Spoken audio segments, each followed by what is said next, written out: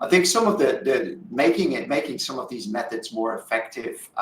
One of them, and that is actually in the guidance as well, is around hotspots. So particularly if you're starting out and looking at that full value chain and you're really wondering where should I start thinking about, for particular subject, topics around sustainability, where are you most likely to have severe impact or just impacts, and think about like, where could I violate human rights? So try to draw out some areas in your value chain where there really are likely to be impact, and really kind of zone in on them and make sure you talk to people there. There might be areas where you're a bit more comfortable, already what's going on. It's still good to check and validate, but really find the hotspots there.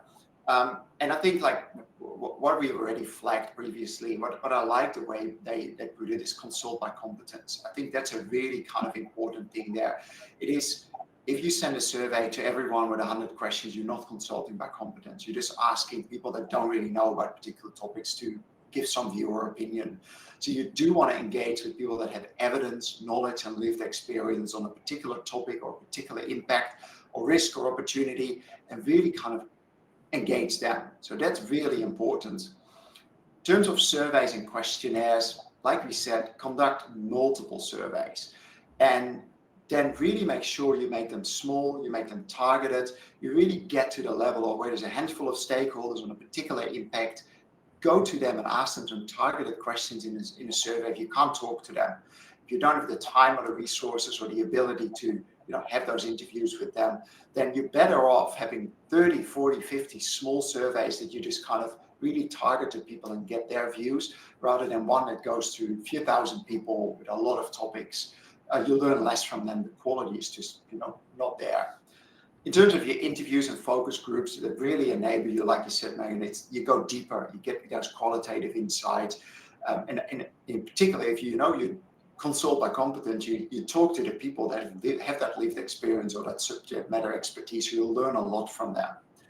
And then workshops and roundtables, we do see that if you use them to do engagement, to have that dialogue, you might get some things, but equally use them to educate people. So it's that whole, like you said, it goes for interviews as well. You spend a little bit of time making people at ease and explain to them how sustainability affects them and how it affects the business and what their role is in that.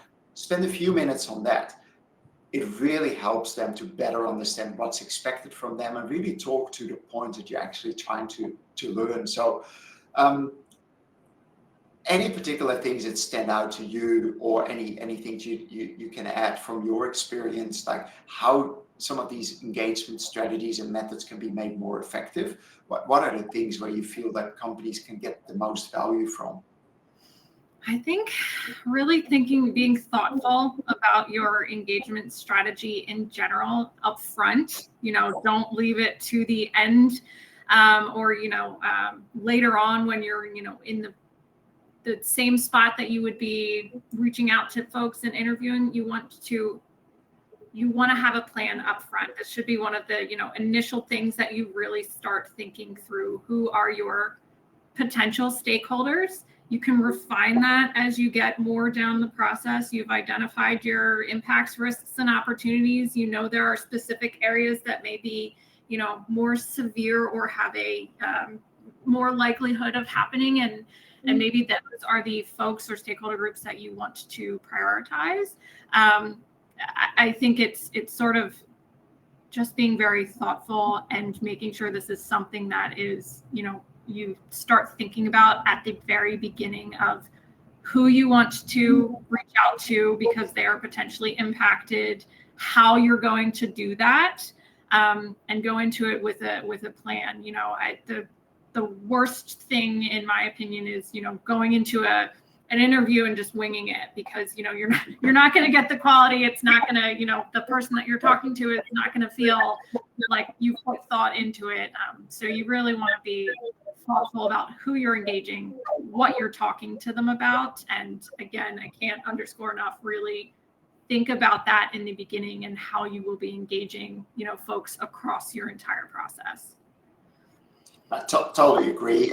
That's why we look at that as well. One of the very first things, your engagement plan starts with who do you need internally? Who do you need to just kind of move this whole double materiality assessment forward?